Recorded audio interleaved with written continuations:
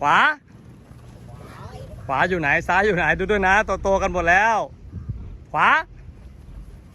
ซ้ายซ้ายซ้ายขวาบนสมาธิดีๆสมาธิดีๆครับสมาธิดีๆสมาธิดีๆไว้อีกเซตหนึ่งแล้วคราวนี้ใครจับบอลไม่ได้เข่าที่อกไป5 ครั้งพร้อมตัวตร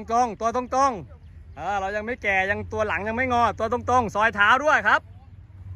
ซอยเท้าด้วยขวา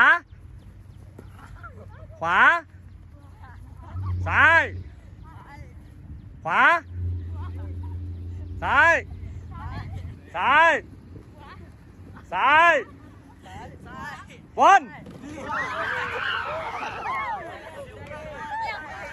ใครไม่มีบอลเข่าที่อกไปนี่ทำแบบอเล็กนี่เข่าที่อกเนี่ยสูงเนี่ยโอเค